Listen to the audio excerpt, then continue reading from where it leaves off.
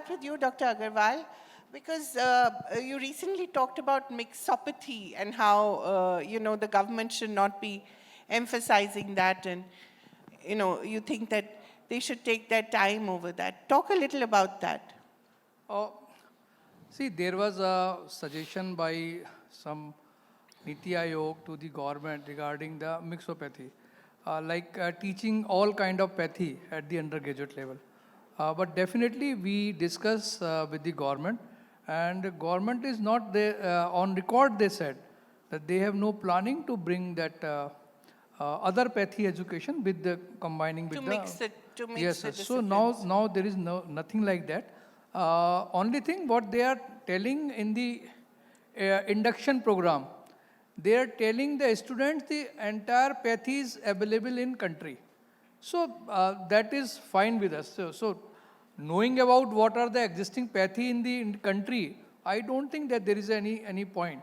But now there is no planning to mixing it with the medical education. I think that's quite a relief. Yes, yes. But medical education is still a hostage to a whole lot of issues, and I think one of the main issues is that perhaps we don't have enough doctors, trained doctors in the country, and trained nurses, in fact. So a little about that, and then I'd like to bring the two of you in as well. See, we all know the deficiency in the medical doctor in our country. Yeah. And as we know that last 10 years and after this regime, lot of new medical college has been brought into this thing. The only thing which we are worried about the quality of medical education. There should be some process, and yes, I'm sure that MC and the government, they are serious about that. We have wrote so many times, and so many times we have met the health minister and the MC. We suggested that the standard of medical education has to be maintained, and all the medical colleges should have a uniform education standard. Otherwise, if we don't fix the standard and standardize the medical education, the output will not be the same.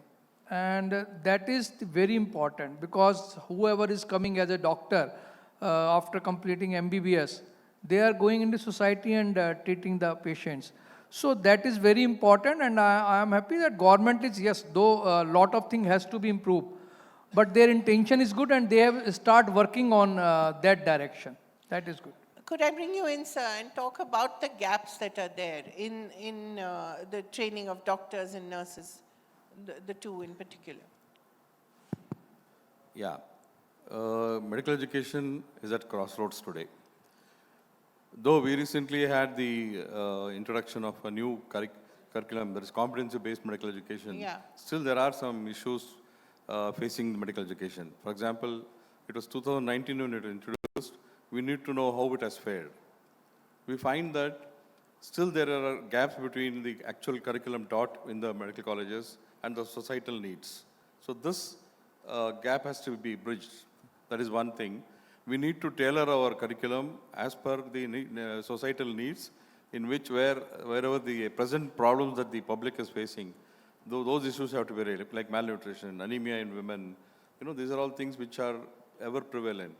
We are not addressing those. We are teaching students, we are giving them knowledge. Of course, now there are emphasis on skill-based learning as well, competency-based, and that is assessed. But we need to also talk about the current issues that are very relevant, which need to be taught to the students. Right, which are? As I mentioned, the tuberculosis in India, leprosy in India, the malnutrition. We don't have anemias. enough trained personnel for that. No, our curriculum is not designed to that level. We do teach them, Right. but the actual practical thing and then the skills they need to tackle these things are not taught. Right. That is tailored to that. Dr. Sudha, where are the gaps?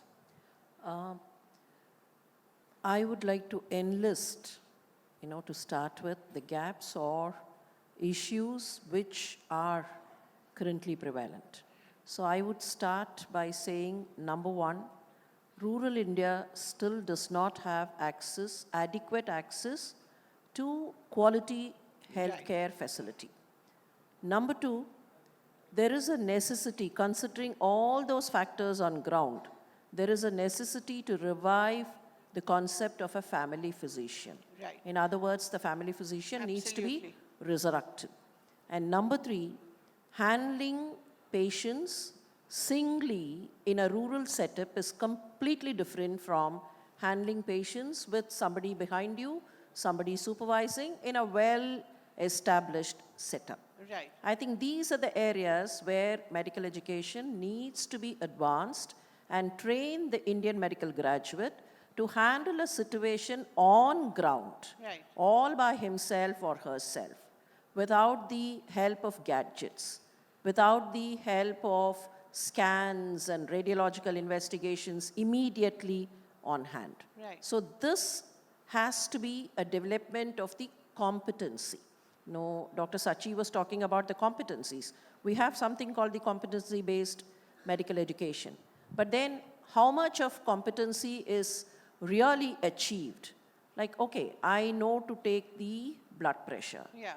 I am given a kind of, some marks and I'm given a pass in the physiology examination.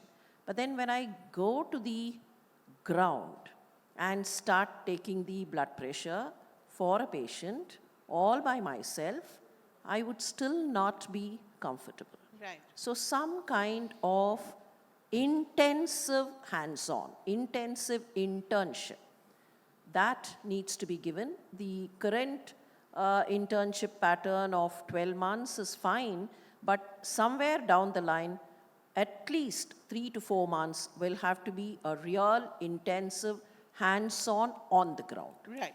And we also need to kind of strengthen our postgraduate education in terms of the family medicine system. And there is a necessity to revive the entire family physician concept. Right.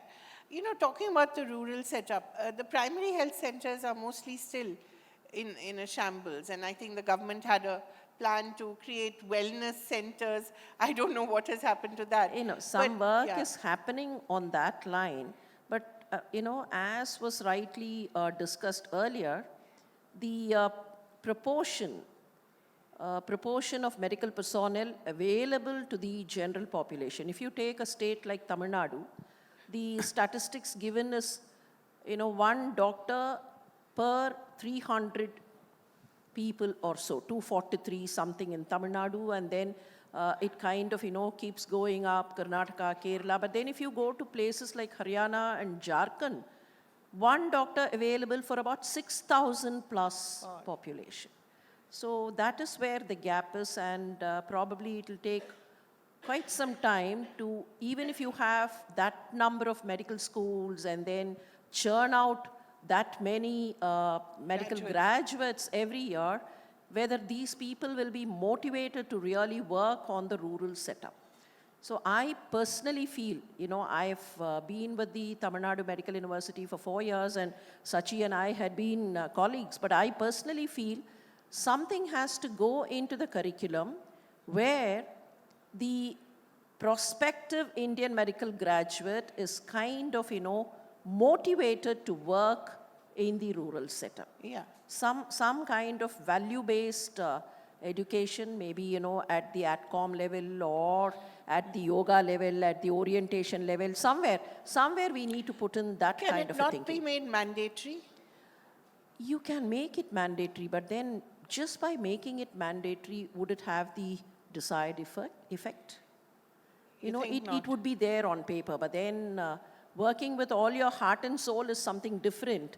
And remember, these are people who will have to handle patients. Yeah. I cannot just be reflecting my moods, my ups and downs on the patient. Right. So that requires a kind of a balanced approach, and probably in the medical education, this needs to be incorporated and brought in. Right. Doctor, what do you think? How can this be encouraged in the students? Because as it is, you find fewer people wanting to get into the medical stream because they think it takes too long and it's too intensive, and engineering is perhaps more glamorous. Yeah, as it existed, medical education was knowledge-based teaching. We used to teach theory to the students, Right. and very limited time was spent on practicals and this thing. Right. So that should change. It was knowledge, it was skills, and then attitudes. Now I would like to reverse that. What we need to concentrate is on attitudes, skill, and then knowledge. Right. That way, as Dr. Sudha mentioned just now, we would be training our students to interact very well, communicate very well with the patients, rather than show off his knowledge and things like that. That's one thing.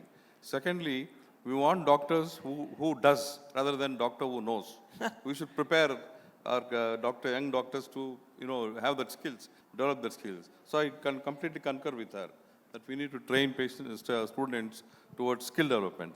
Right. May I add something here? Please. I had a professor, I wouldn't want to quote the name, my professor. There was one situation where I had handled a post-operative patient with a particular drug. I was not aware that my professor never liked that particular drug because of some kind of bitter experience he had in his own internship days. Not knowing the fact, I used it. The next morning, I could see the reaction of the rest of them, the rest of the unit. They were, almost kind of telling me, I'm gone forever. And that is what was expected from the professor. If he only knew that I had used that particular drug, God knows what will happen. The heavens will come down and Himalayas would break loose and all that. But then he came and I went straight to him. I told him this is what I did. I didn't know, but then the patient is fine now. He just had one statement to make. He said, I prefer a complicated patient to someone who would not be alive the morning. That was his take. He said, I don't mind. She used it. She didn't know. She used it, but then the patient has survived. Right. If only she had not used a drug just because I did not like the drug, Right. I might not have the patient Alive. in life and death, in life and flesh this morning. So I would prefer this. So that is the kind of attitude you would have to have. Go down. You would have to save your patient or you would have to do what is required for the patient, and that is wholly dependent on the attitude and not on the qualification or the number of years you spend and things like that. And I also have, on the personal front, I feel judging medical education by the number of years spent in the medical school and trying to say an engineering graduate would earn at the end of the fourth year, but a medical those are the graduate. calculations of parents. I think that isn't should it? not be there. That something has to be done. Right. Either it's the parent or the Or the grandparent child. or the peer pressure, whatever you call it. I think that's not the right way to compare things. Right. There's no comparison. Yeah. May I ask you to weigh in on the NEET issue, because as you know, that's one of the biggest issues in the state. What's your take on it, sir? Next, NEET. NEET. The NEET exam. It's a NEET exam. What you want to know about No, there is a lot of backlash or pushback from Tamil Nadu to the idea of NEET. They don't want that centralized exam. that? No, see, NEET is good exam. You see, initially you see what every individual after 12, they used to go to place to place. Individual medical college. Yeah, to give the entrance exam. Now there is a uniform exam. I don't feel that. See, what we say what is good as per the professional, and we don't know the politics. So what the political people do, they have something else. But NEET is good. Central exam, the student is tension free, less stress. They have to prepare for the single exam. Exam is good, NEET is good, there is no problem in that. Only thing, the counseling part should need some improvement. Like state has a different counseling, center has a different counseling. And I know that government is working on that there should be a single software. And from there, single counseling, if a student want to take seat in the central quota, from central quota, should be allotted from central quota. If want to take from state quota, should be allotted from. Otherwise, it takes lot of time, rather months, to get finalized or fill up the seats. But I want to mention another important thing around the medical education. See, the biggest problem is, probably Shad, you also reported that 50% medical college, they don't have the sufficient faculties. Right. And that is very important. We are very happy that now we have 711 or 12, whatever, medical colleges producing 110,000 students. These all are the, indicators. You can make so many indicators. But actually, if you see the medical college, they don't comply. After NMC, what happened? On a single application, affidavit, you are allowed to open up the medical college. Initially, there was a necessity to start a hospital for 3 years. Right. Now that has also abolished. Even if you want to open up the medical college, you go and put the application, you will be allowed. You are given the time, okay, you by this time, these are the landmarks which you have to achieve. Nobody is going and checking what is happening till 5 years. I tell you as a national president, the government medical college, I am talking about the government, not the private. 3 government medical colleges, autonomous medical college student after internship, they were denied to register by the State Medical Council because NMC has suddenly waken up and took the inspection and find that there are lot of NCs. And the student who have completed the MBBS, completed the internship, were denied for the registration by the State Medical Council. Where they will go? Neither the institute were able to help them or nor anybody else. Those poor students, they came to us in Indian Medical Association office, Delhi, and they were literally weeping in front of me that where do they go? They are on, again, after spending 5 years, they are on the square one. Then I wrote to the health minister, I wrote to the chief minister of that state and the NMC chairman. What is this? Why should they be sufferer? If you want to take, why didn't you took the inspection before the exam?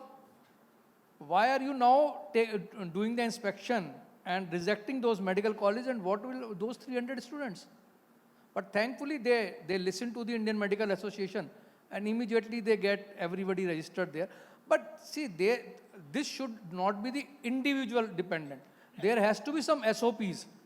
Like they came to the Indian Medical Association and the national president took so it's all very arbitrary. that is absolutely wrong.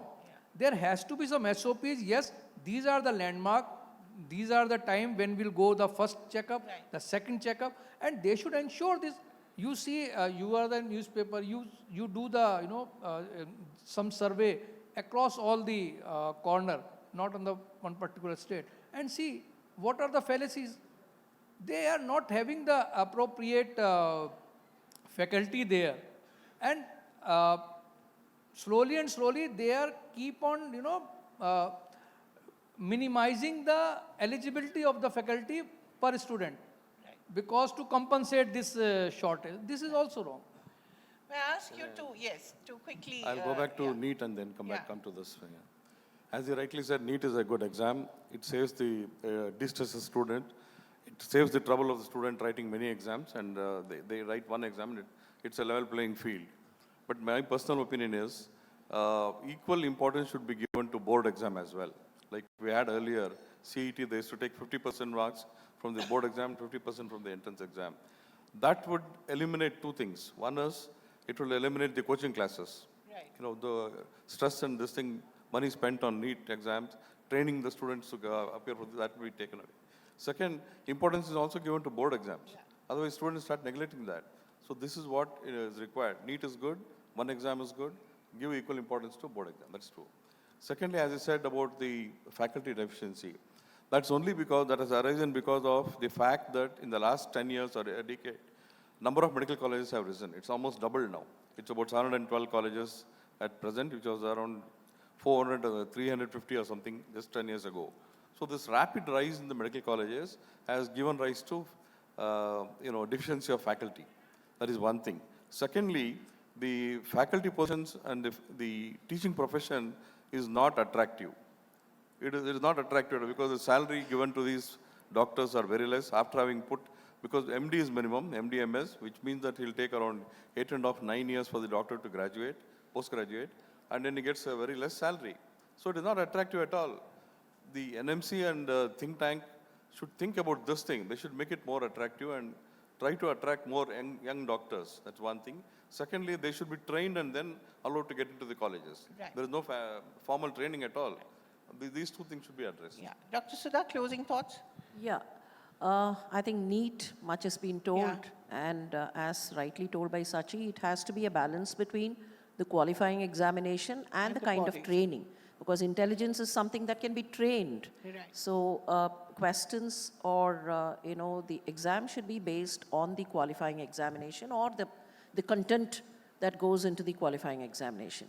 Now, with regard to the inspection formalities, the number of medical schools and all that, one major issue is inadequate faculty in almost all the preclinical departments.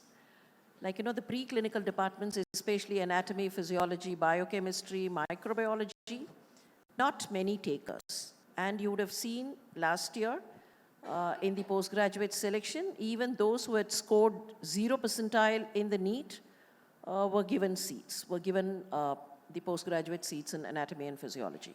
So somewhere the salary will have to be hiked up, number one.